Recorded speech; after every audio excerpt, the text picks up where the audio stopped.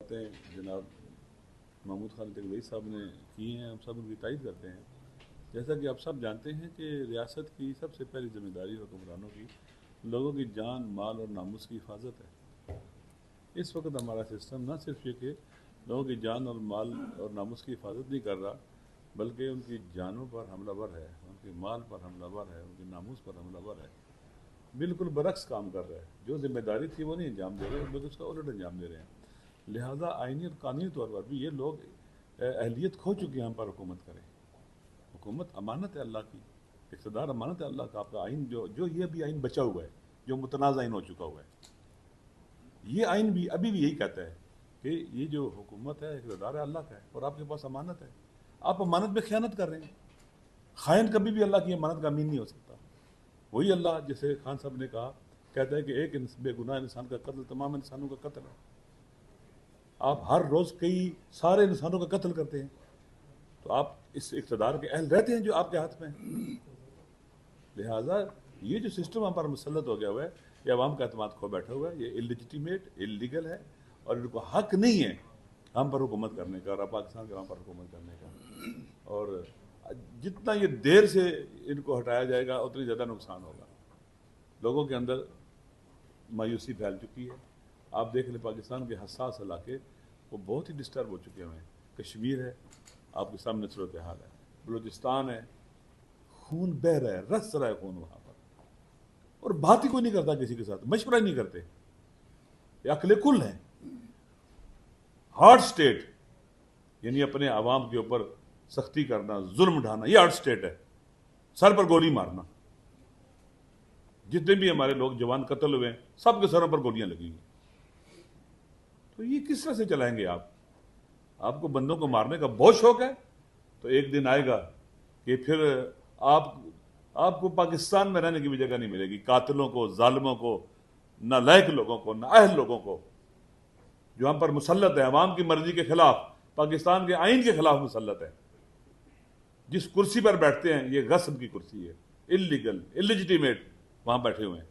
لہٰذا اس وقت آپ دیکھ لیں دنیا کے حالات بدل رہے ہیں۔ کب تک یہ سلسلہ آپ چلائیں گے؟ کب تک لوگوں پر ظلم و ستم کریں گے؟ کب تک یہ ہم اپنے بچوں کا خون پائیں گے؟ ہم کیوں نہیں بیٹھتے، کیوں نہیں بات کرتے؟ جیسے انہوں نے کہا، فرمایا کہ ہم کشمیر جانا چاہتے تھے، بات کرنا چاہتے تھے، ہم بلوچستان جانا چاہتے ہیں، ہم بات کرنا چاہتے ہیں، لیکن آپ کہتے ہو کہ ہم مسلمان ہیں۔ مسلمانوں کو تو کہا گیا کہ وہ شاور فی الامر، مشورہ کرو آپس میں، مشاورت کے ساتھ مسائل کو حل کرو۔ آپ سے حل نہیں ہو رہے نا، حالات بدتر ہو رہے ہیں۔ آپ سب جانتے ہیں کہ اقتصادی حالات بدتر، امن و امان کے حالات بدتر، سیاسی حالات بدتر سے بدتر ہوتے چلے جا رہے ہیں۔ کب تک چلیں گے؟ یہ پاکستان کو کھائی میں پھینک رہے ہیں آپ، یہ نکلے گی بھی نہیں، پھر کوئی بھی نہیں باہر نکال سکے گا اس کو۔ اس لیے پاکستان کے عوام کی، ہم سب کی ذمہ داری ہے کہ اس ظلم کے آگے کھڑے ہوں، اس ظلم کے آگے کھڑے ہوں۔ یہ ظلم ریت کی دیوار ثابت ہوگا اگر آپ کھڑے ہوں گے تو۔ کب کھڑے ہوں؟ جتنا زیادہ دیر سے کھڑے ہوں گے اتنا زیادہ قربانی اور زیادہ نقصان اٹھانا پڑے گا۔ جتنا جلدی اٹھیں گے اتنا جلدی حالات بہتر ہوں گے۔ ہم سب کی ذمہ داری ہے۔ بے گناہوں کو جیلوں میں ڈالا ہوا ہے آپ نے، ملک کے جوان بچوں کو جیل میں ڈالا ہوا ہے آپ نے کہا آپ یہ لکھ کے دے دو کہ ہمارا عمران خان کے ساتھ کوئی تعلق نہیں، ہم باہر آ جاؤ گے۔ انہوں نے نہیں لکھ کے دیا، اور ہمارا سلام ہے ان کو، ان کی استقامت کو۔ جوان مرد ہیں وہ لوگ، ہزاروں بچے آپ نے اس قوم کے بیٹے، اس وطن کے بیٹے آپ نے جیل میں بند کیے ہوئے، اور پھر مسنگ پرسن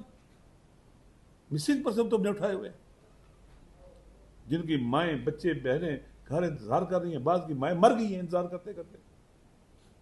یہ المی ہے، درد ہے، یہ ایک ایسا گہرا گاؤ ہے ایسا ریاست کو لگا ہوا ہے، یہ گاؤ بھر نہیں رہا، دن بدن بڑھتا چلا جا رہا ہے۔ لہٰذا ہم سب کی ذمہ داری ہے، آپ کی جن پر پیکا ایکٹ لگا ہوا ہے، ہم سب کی ذمہ داری ہے کہ اس وطن کے لیے آواز اٹھائیں۔ نہیں تو جیسے محمود خان صاحب کہتے ہیں کہ میرے خیال میں جب یونائٹڈ نیشن کا ادارہ بند رہا تھا تو 66 ملک تھے، 66 صاحب کہہ رہے تھے، ابھی کتنے ہیں؟ 210۔ یہ ملک ٹوٹے ہی ہے نا، بنے ہیں نا۔ کیا پاکستان نہیں ٹوٹا ہے؟ کیوں ٹوٹا ہے؟ عدل و انصاف نہیں تھا، ظلم تھا، زیادتی تھی۔ 1970 میں الیکشن ہوتا ہے دسمبر میں، جب تک پاکستان ٹوٹتا نہیں ہے پارلیمنٹ کا اجلاس نہیں ہوتا ہے۔ عوام کے مینڈیٹ کو تسلیم نہیں کیا، پاکستان ٹوٹ گیا۔ واللہ کبھی نہیں ٹوٹتا یہ۔ اور کسی کو سزا ملی ہے پاکستان توڑنے کی؟ کسی کو افسوس ہے پاکستان ٹوٹنے کا؟ ابھی 16-17 دسمبر آیا ہے، کوئی شوق منایا گیا ہے، افسوس کیا گیا ہے، کوئی گفتگو ہوئی ہے، کوئی ڈائلاگ ہوا ہے، کوئی بات ہوئی ہے؟ باقی ماندہ پاکستان بھی، اس کا بھی وجود سخت خطرے میں ہے۔